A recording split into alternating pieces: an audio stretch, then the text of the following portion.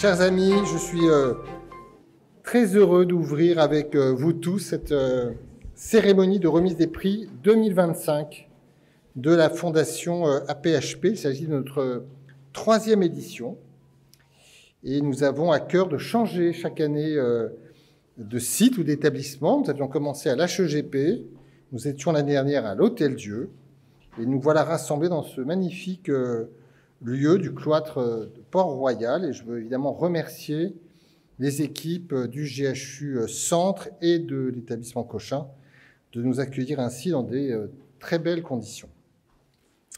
J'avais pris le temps, pour ceux qui avaient été présents les 2 dernières années, lors des 2 premières éditions, d'expliquer pourquoi la AP-HP avait décidé d'instituer, au travers de sa fondation, un prix scientifique venant distinguer chaque année 3 personnalités de notre institution. Je ne vais pas le refaire longuement à nouveau cette année, parce que je considère que ce prix est maintenant entré dans les mœurs.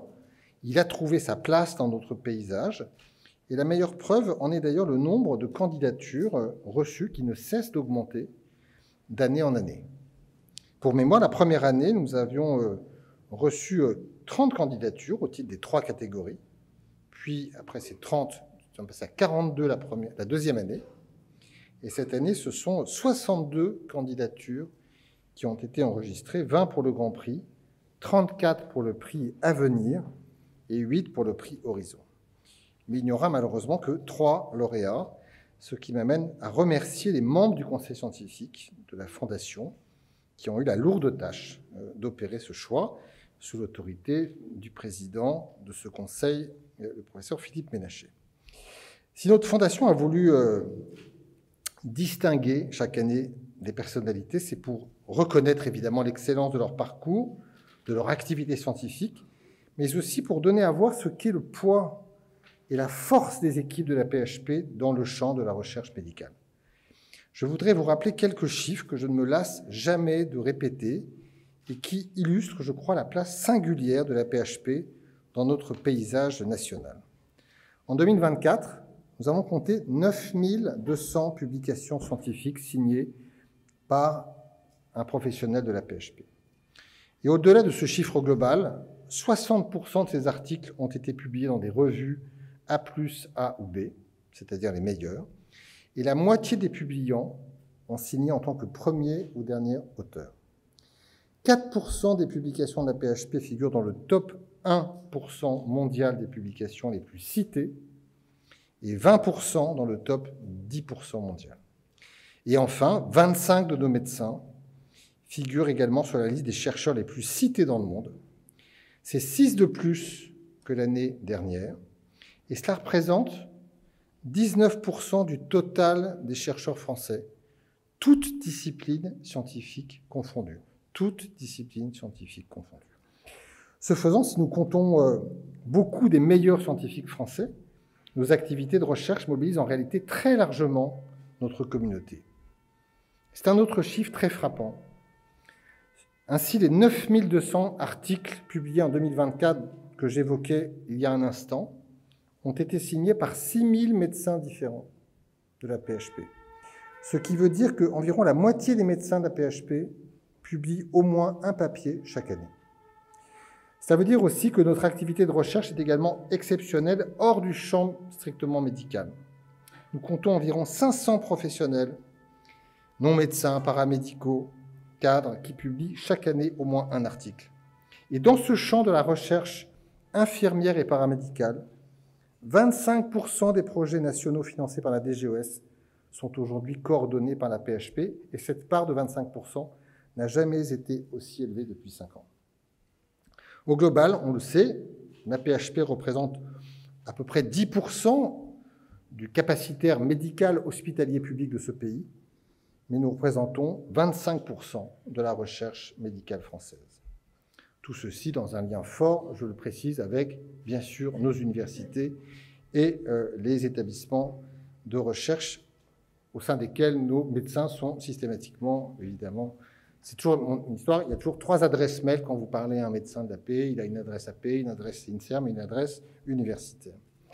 Mais au-delà de ces chiffres impressionnants, nous devons réussir à parler plus et mieux de ce qu'est la paix et de ce que sont ses talents et ses réalisations.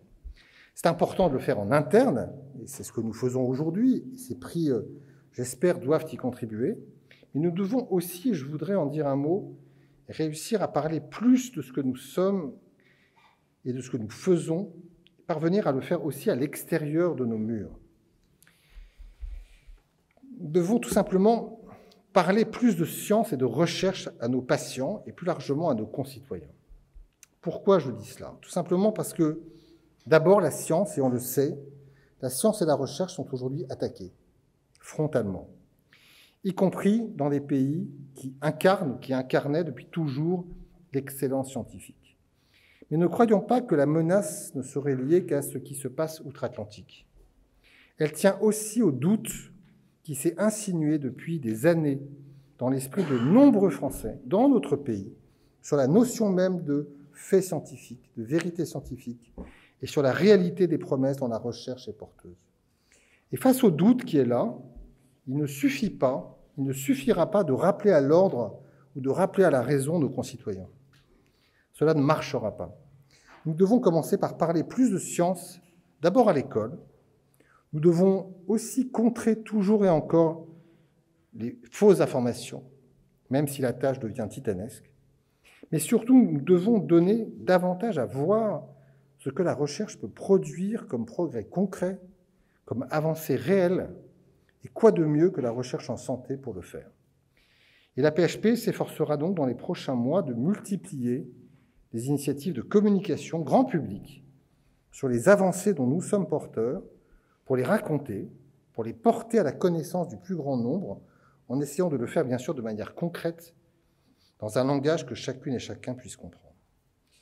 L'importance de la recherche que nous célébrons ce soir, elle renvoie aussi à la capacité de nos établissements à rester attractifs vis-à-vis des médecins d'aujourd'hui et des médecins de demain, et qui aujourd'hui, comme demain, devront choisir un cadre, un mode et un lieu d'exercice.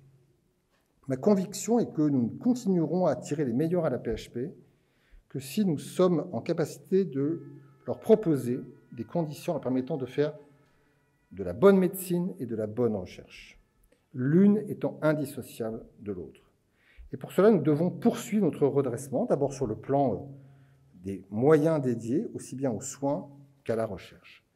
Cela passe par un soutien matériel, humain, financier, et je veux partager avec vous le fait que l'intéressement recherche, qui est un dispositif qui a été créé il y a quelques années, est passé de 10 millions d'euros en 2022 à 40 millions d'euros l'année prochaine.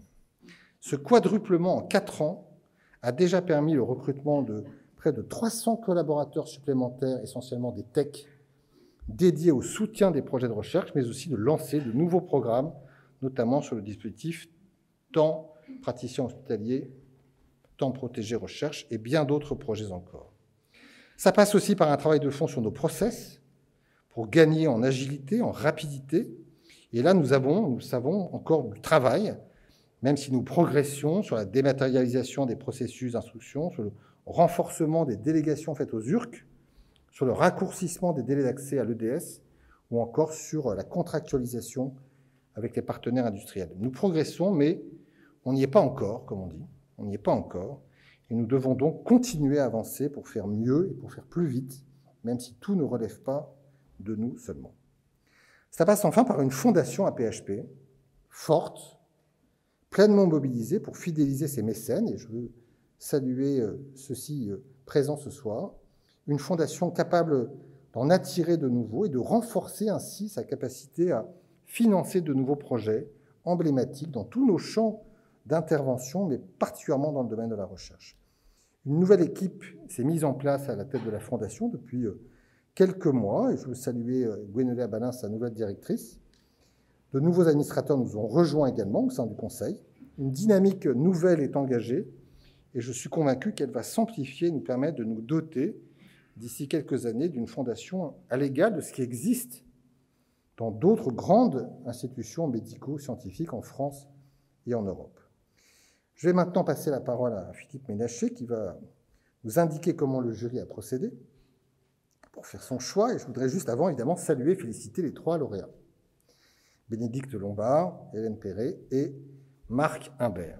Avec une mention un peu spéciale pour Marc Imbert. Non pas tant parce qu'il a obtenu le Grand Prix, qui est le plus prestigieux des 3, non pas non plus parce que c'est un doyen, et même le président de la conférence des doyens, qu'un directeur de CHU doit toujours bien s'entendre avec son doyen et tous ses doyens, il y en a même d'autres ici présents. Non pas encore parce qu'il siège au directoire de la PHP, ce qui est important, et il le fait vraiment, d'ailleurs je l'en remercie, mais tout simplement parce qu'il arrive à tout faire à la fois, ce qui est quand même assez remarquable, tout en dirigeant parfaitement son service de pneumo à Bicêtre, en étant, je l'ai dit, l'un des 25 chercheurs les plus renommés de notre pays, et tout en restant un défenseur passionné de l'hôpital public et de l'excellence académique et universitaire. Bravo à vous, cher Marc, bravo à tous les 3, et je laisse maintenant la parole à Philippe Ménacher et vous remercie de votre attention.